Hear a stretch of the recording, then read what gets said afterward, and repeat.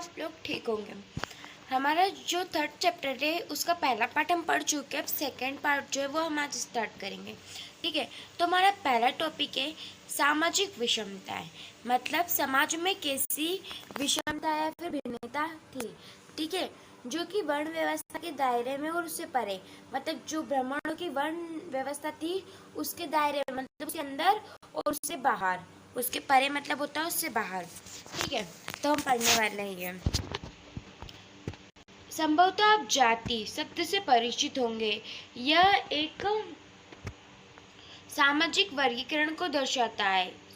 सामाजिक वर्गीकरण को शोभनात्मक का मतलब होता है मतलब कि जो कि सबको अलग अलग करे। ठीक है, धर्म सूत्रों व धर्मशास्त्रों ने एक आदर्श व्यवस्था का उल्लेख किया गया है। अभी जो धर्म सूत्र व धर्मशास्त्र है इसमें एक व्यवस्था का उल्लेख किया गया है।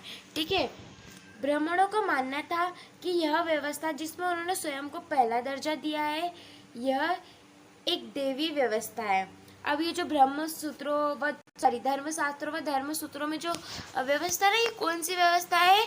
जो ब्राह्मणों द्वारा बनाई गई थी, जिसमें उन्होंने खुद को क्या दिया था? पहला दर्जा दिया था। और ये व्यवस्था कैसी? एक देवी व्यवस्था थी।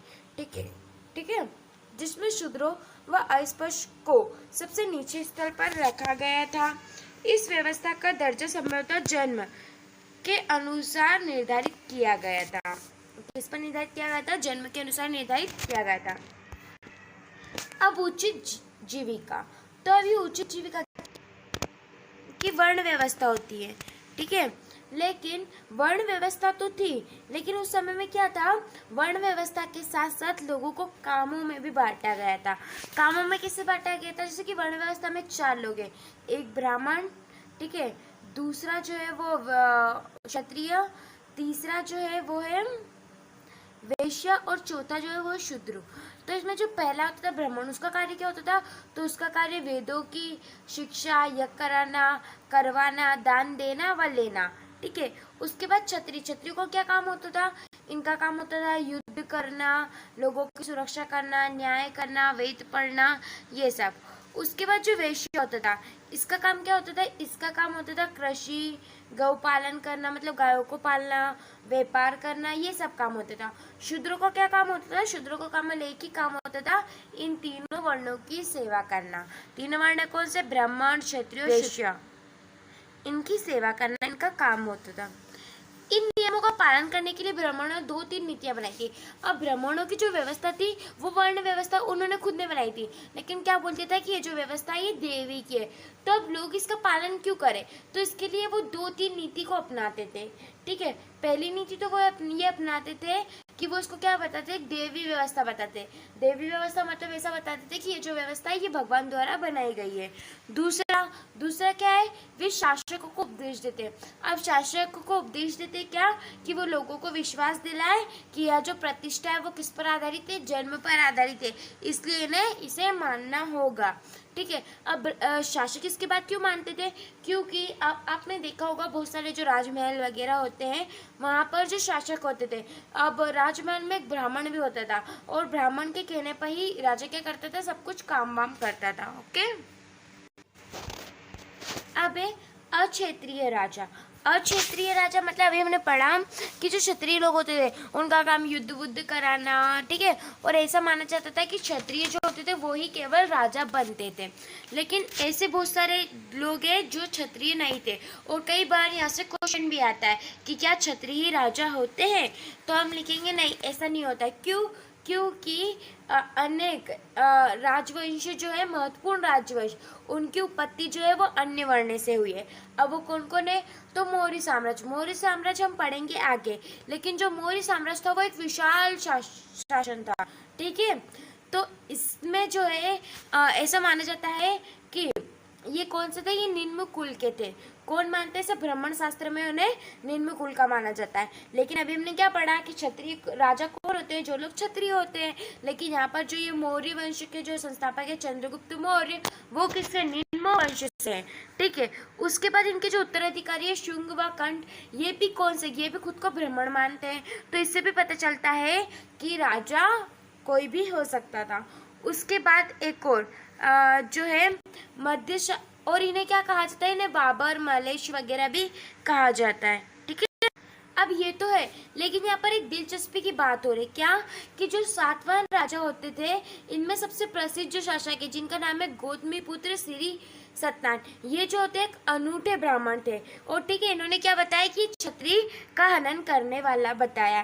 तो ये भी क्या है, ये भी एक राजा थे। तो इससे हमें क्या पता चलता है, इन उदाहरण को हमें पता चलता है कि राजा कोई भी हो सकता था। ठीक है, लेकिन राजा होने के लिए उस व्यक्ति के पास क्या होनी चाहिए, उस व्यक्ति के पास राजा बनने की शक्ति या फिर किसी क्षेत्र पर कब्जा करने का साहस होना चाहिए, जब भी वो राजा बन सकता है। ओके, अब जाति और सामाजिक सहिष्णुता, गतिशीलता। ठीक है, तो ये पॉइंट क्या, ये पढ़ते हैं। ब्राह्मणी सिद्धांत में वर्ण की तरह जाति भी जन्म पर आधारित है। अब ब्राह्मण में हमने वर्ण तो देख लिया कि वर्ण केवल 4 है, लेकिन यहाँ पर जातियां भी होती है जो किस पर आधारित है, जन्म पर आधारित है। किंतु जहाँ वर्ण केवल 4 है, वहाँ जातियां कोई निश्चित संख्या में नहीं। वर्ण तो हम गिन सकते हैं कि 1 2 3 4 है, लेकिन जातियां जो है वो बहुत सारी है। ठीक है, इनकी संख्या जो सीमित नहीं है। ब्राह्मणी व्यवस्था का एक नया समुदाय से आमना सामना हुआ, किससे, जैसे कि उदाहरण के लिए जंगल में रहने वाले निषाद और फिर स्वर्णकार, जो जंगल में रहते हैं उन्हें निषाद कहते हैं, और स्वर्णकार जो सोने वगैरह बनाते हैं। ठीक है, तो ये क्या है, ये जाति है जो कि चारों वर्ण से परे है। ये जातियों को एक जीविका अथवा व्यवसाय से जुड़ी रहती है। प्रत्येक जो जाति है वो किसी व्यवसाय से जुड़ी होती है। ठीक है, और इन्हें कभी कभी क्या कहता है, इन्हें कभी कभी श्रेणी भी कहा जाता है। ओके, हाल की समुदाय ने इतिहास का लेखा जोखा हमें कम ही प्राप्त हुआ है, किंतु कुछ अपवाद है, जैसे कि मंदसौर जो कि मध्य प्रदेश में मिला है अभिलेख, इससे रेशम के बुनकर की एक श्रेणी का वर्णन मिला है। अब हमें जो इतिहासकार है उन्हें जो लेखा जोखा है वो बहुत कम मिला है। ठीक है, लेकिन फिर भी बहुत सारी अभिलेख जो मिले, जैसे कि मंदसौर के एक जिले से हमें बुनकर मिले। ठीक है, जो कि रेशे का काम करते थे, और ये एक श्रेणी में इनका वर्णन मिला है। ठीक है, यहाँ पर जो एक कहानी का पता चलता है, क्या कि जो रेशम जो है ये जो बुनकर है, इसमें श्रेणी का वर्णन मिलता है, जो कि क्या लट प्रदेश में निवास करते हैं। मतलब पहले ये लोग गुजरात में रहते थे, लेकिन बाद में ये मंदसौर चले गए। ठीक है, जिसे उस समय मंदसौर को क्या कहते थे, 10पुरा के नाम से जाना जाता था। यह कठिन यात्रा उन्होंने अपने बच्चों और बंधुओं के साथ संपन्न की थी। मतलब बच्चे और अपने जो रिश्तेदार हैं उनके साथ इन्होंने क्या की थी, इस यात्रा को संपन्न किया था। उन्होंने वहाँ के राजा की मान्यता के बारे में सुना था, अतः वे उसके राजा में जाकर बस गए। मतलब ये मंदसौर क्यों गए थे, क्योंकि उन्होंने उसके वहाँ के राजा के बारे में सुना था कि वो राजा बहुत अच्छा है, जिससे वो क्या हुए, वहाँ जाकर बस गए। अब यह जो अभिलेख है वह सामाजिक प्रक्रिया की झलक देता है। क्या झलक देता है, कि श्रेणियों के स्वरूप में विषय के अंतर्गत प्रदान किया जाता है। हाल की श्रेणी की सदस्यता शिल्प में विशेषताओं पर निर्भर करती है। कुछ सदस्य अन्य जीविका भी अपना लेते हैं। मतलब इससे क्या पता चलता है कि लोग अलग अलग जीविका भी अपना लेते थे। जीविका मतलब अपने काम करने का तरीका, जैसे कोई बुनकर होता है जो बाद में कुछ और बन जाता है। जैसे कि आज के टाइम पर हम देखेंगे तो इंसान कुछ भी काम कर सकता है। ठीक है, वैसे ही ये लोग क्या करते थे, बहुत सारे काम कर लेते। इस अभिलेख से यह भी याद होता है कि सदस्य एक व्यवसाय के अंतर्गत और चीज़ों में भी भागीदारी कर सकते होते थे। मतलब एक इंसान बहुत सारी चीज़ों या फिर व्यवसाय के अंदर बहुत सारी चीज़ों में भी भागीदारी या फिर उस चीज़ों को करते थे। ओके, सामूहिक रूप से उन्होंने शिल्पकला से अर्जित धन को सूर्य देवता के समान में मंदिर बनवाने पर खर्च किया। अभी जो शिल्पकार थे इन्होंने क्या किया, जो धन का अर्जित था वो किस पर खर्च किया, एक सूर्य देवता का मंदिर बनवाने में खर्च किया। अब हमारा चारों वर्ण से परे एकीकृत, चारे वर्णों से परे एकीकृत मतलब ये जो 4 वर्ण थे ब्राह्मण, क्षत्रिय, इनसे अलग। ठीक है, उपमहाद्वीप में पाई जाने वाली विविधता की वजह से यह हमेशा इससे ऐसे समुदाय रहे हैं। उपमहाद्वीप मतलब वहाँ पर बहुत सारी भिन्नता पाई जाती है, जिससे ये एक ऐसा भी समूह था जो ब्राह्मणों की विचारधारा से उसे कोई भी कोई भी प्रभाव उस पर नहीं पड़ा था। ठीक है, ऐसे व्यक्ति का हमें उल्लेख कहाँ पर मिलता है, संस्कृत साहित्य में ऐसे समुदाय का उल्लेख मिलता है जो कई बार विचित्र, असभ्य, पशुवध, मतलब इन्हें अच्छा नहीं माना जाता था। ठीक है, उदाहरण के लिए वन में रहने वाले बसने वाले लोग जिनके लिए शिकार, अब ऐसे कौन से लोग होते थे जो कि वन में बसते थे, जिनके लिए क्या करना जरूरी था, बस केवल शिकार और फल फूल एकत्रित करना। और जो एकलव्य है वो भी किससे जुड़ा है, निषाद वर्ग से जुड़ा है। ठीक है, जो कि इसका उदाहरण है। बाकी जो यायावर पशु समुदाय जो है ये भी क्या है, इसी वर्ग से है, जिन्हें संस्कृति भाषा व मलेच्छ कहकर हीन दृष्टि से मतलब अच्छी दृष्टि से नहीं देखा जाता, मतलब ऐसी दृष्टि से नहीं देखा जाता है।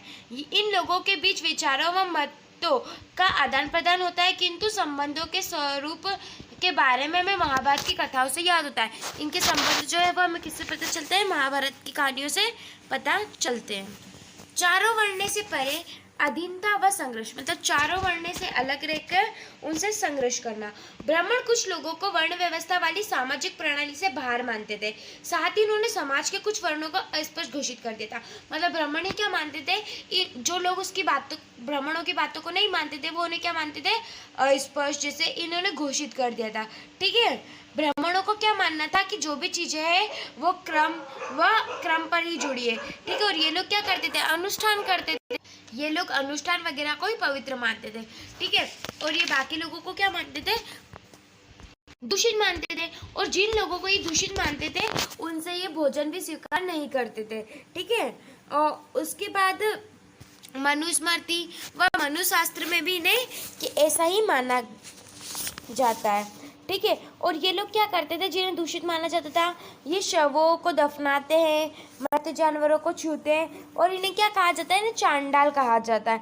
याद रखना, चांडाल किसे कहा जाता है, चांडाल उन्हें कहा जाता है जो शवों को छूते हैं व मृत जानवरों को फेंकने वगैरह का काम रखते हैं। ठीक है, इन्हें वर्ण व्यवस्था वाले समाज में सबसे निम्न कोटि मतलब सबसे नीचे इन्हें रखा जाता है। ठीक है, और ब्राह्मण जो लोग हैं वो सब अपन खुद को सबसे ऊपर रखते हैं। अब ये जो चांडाल होते थे इन्हें ये इतना पवित्र मानते थे, इतना अपवित्र मानते थे कि उन्हें छूना, यहाँ तक कि देखना भी पाप होता है।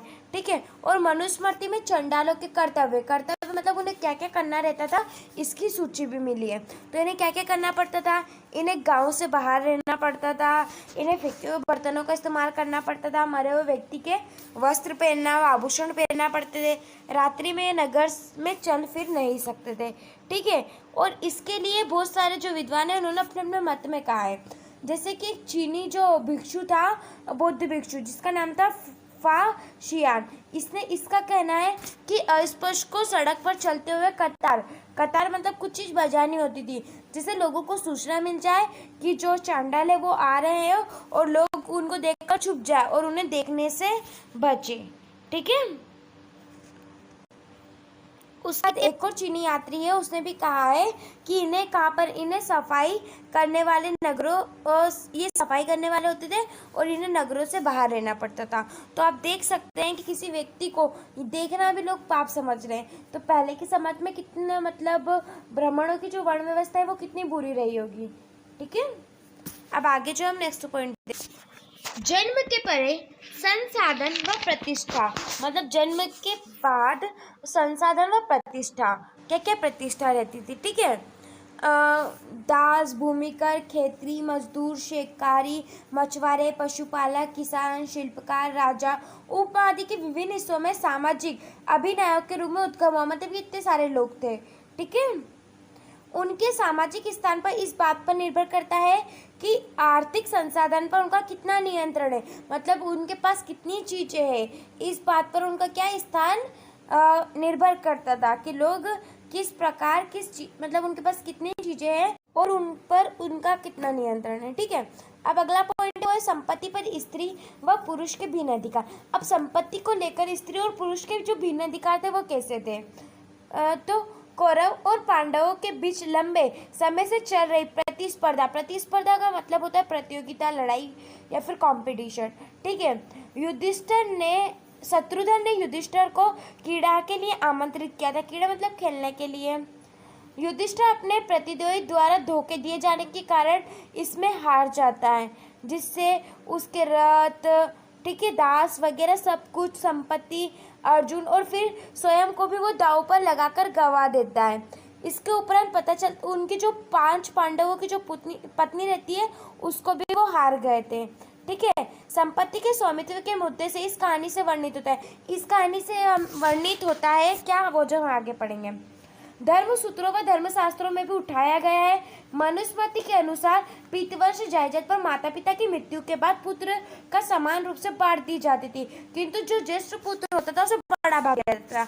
मतलब जो पिता की जो जायदाद रहती थी उससे क्या होता था, जब वो मर जाते थे तो पुत्र जो होते थे उनमें ये बांट दी जाती थी, और जो सबसे बड़ा पुत्र होता था उसे कुछ भाग अधिक दिया जाता था। ठीक है, लेकिन स्त्री जो होती थी वो पितृवंशिता पर अपना अधिकार नहीं जमाती, मतलब वो उस पर हिस्सा नहीं मांग सकती थी। किंतु विवाह के समय जो उपहार मिलते थे उससे हमें क्या मिलता है, उसे जो कहते हैं स्त्री धन कहते हैं। कई बार क्वेश्चन आते हैं स्त्री धन किसे कहते हैं, तो जो स्त्री को अपने विवाह के समय उपहार में मिलता है उसे स्त्री धन कहते हैं, और उसे उसकी संतान को विरासत के रूप में मिलता है, लेकिन उसके पति का उस पर कोई भी अधिकार नहीं होता। किंतु मनुस्मृति में पत्नियां जो है वो पति की आज्ञा के बिना धन को एकत्रित नहीं कर सकती। ठीक है, आई होप आपको वीडियो समझ में आई। आगे का जो पार्ट है हम नेक्स्ट वीडियो में पढ़ेंगे। Thank you.